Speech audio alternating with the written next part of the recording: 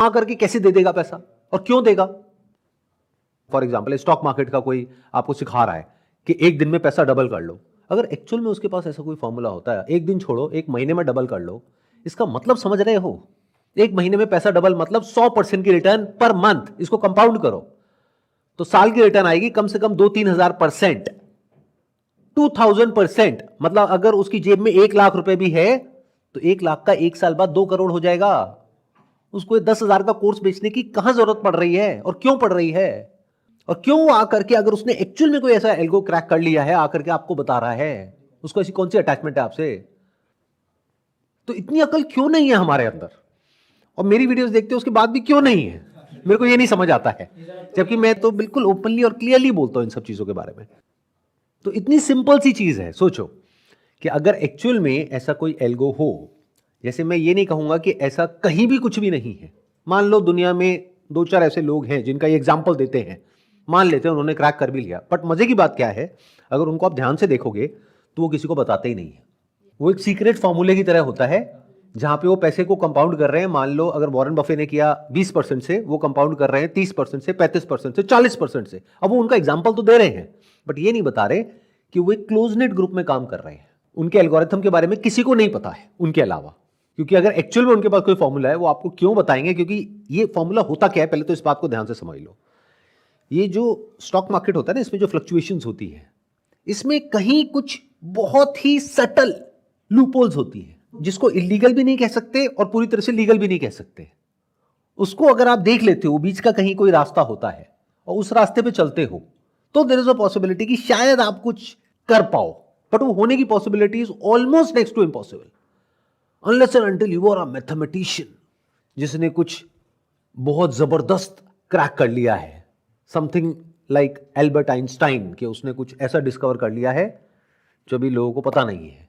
कर लिया तो वो बताएगा नहीं इतनी जल्दी से। एक बात और ध्यान से समझो, जिसके पास में एक्चुअल में पैसा होता है ना, या जिसको पता होता है पैसा कैसे कमाते हैं, वो इंसान बिल्कुल हम्बल होता है। और जो जितना चीख रहा होता है, चिल्ला रहा होता है, पूरी दुनिया के सामने ऐसे दिखा रहा होता है कि सारा दुनिया जहान का नॉलेज, ज्ञान उसी के पास में है, तो आप उससे इन्फ्लुएंस हो जाते हो।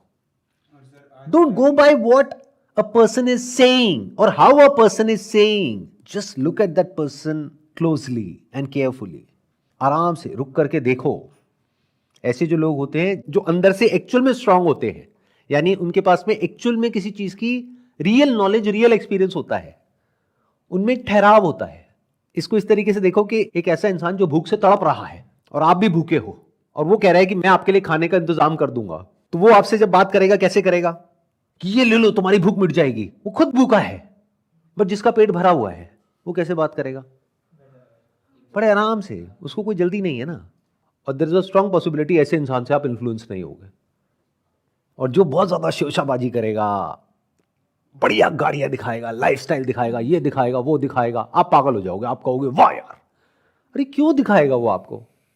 अब मेरे बारे में आप यूट्यूब पर जाकर के देखो, वीडियोस लोगों ने बना रखी है, मैंने एक भी नहीं बनाई है ऑफिशियली, कि मेरे पास में ये गाड़ियां हैं। और तरह तरह की वीडियोस मिलेंगी आपको। कहीं आपको मिलेगी ऐसी गाड़ी जो 2-4 लाख रुपए की है, कहीं ऐसी भी मिलेगी जो 1 करोड़ की है। बट मैं क्यों बताऊं किसी को मेरे पास में कौन सी गाड़ी है? मैं क्यों बताऊं मैं किस लेवल पे हूं? मुझे क्या जरूरत है ये सब बताने की? तो ऐसे लोगों से नॉलेज गेन करने की कोशिश करो जिनको आपसे कुछ चाहिए नहीं है। वो आपको कभी भी गलत गाइड नहीं करेगी, क्योंकि उनको आपको गलत गाइड करके क्या मिल जाएगा? बट हाँ, अगर कोई आएगा उनके कांटेक्ट में और कोई आकर के पूछेगा तो उनको बताने में भी कोई दिक्कत नहीं है, क्योंकि उनका पेट भरा हुआ है ना। बट लोगों को ऐसे लोग नजर नहीं आते हैं। इसको ऐसे देखो, ये दुनिया को भीड़ की तरह देखो, जहां पर 99% लोग भूख से तड़प रहे हैं। अलग अलग तरह की भूख है, किसी के अंदर स्पिरिचुअलिटी की भूख है, खुशी की भूख है, पैसे की भूख है।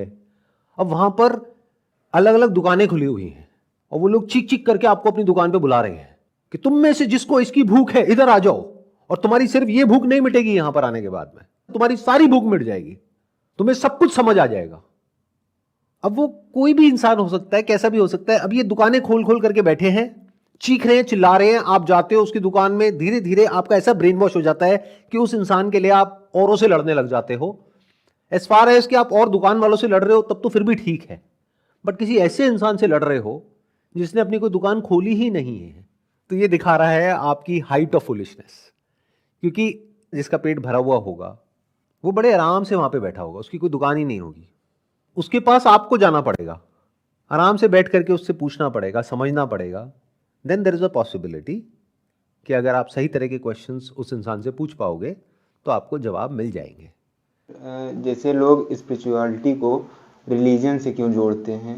जैसे कहते हैं ना कि जैसे आप मेडिटेशन करते हैं, तो क्या ये इम्पोर्टेंट है कि आप जैसे कुछ लोग किसी मतलब किसी भी भगवान का नाम लेके करते हैं, या कोई बिल्कुल नॉर्मल तरीके से करता है, तो क्या इसको जोड़ा ऐड किया जा सकता है, या फिर यह नॉर्मल तरीके से भी किया जा सकता है? हर तरह से किया जा सकता है और कुछ भी सही और गलत नहीं है, वो डिपेंड करता है कि आप अभी अंडरस्टैंडिंग के किस लेवल पर हो। हर एक के लिए कोई सेट फॉर्मूला नहीं है कि मैं आप सबको ये बोल दूं कि ये कर लो तो ये करके ये हो जाएगा, जैसा ज़्यादातर लोग करते हैं। क्योंकि हर एक के साथ अगर बैठा जाए और एक एक की प्रॉब्लम को समझा जाए, उसके अकॉर्डिंग समझ करके बताया जाए, तो उसमें बहुत टाइम लग जाएगा।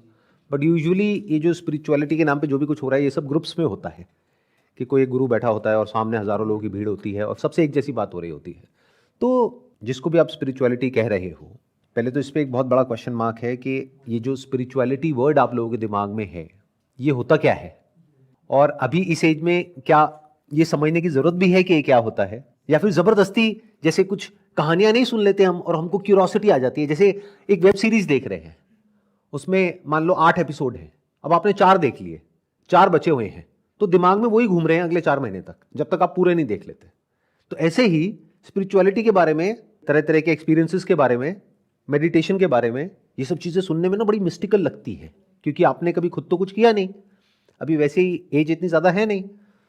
तो हुआ क्या कि दिमाग में कुछ आपके अलग अलग चीजें बैठ गई, अलग अलग लोगों से सुन करके। इसको भी बड़ा कूल दिखा दिया है आजकल कि oh I am not religious, I am spiritual.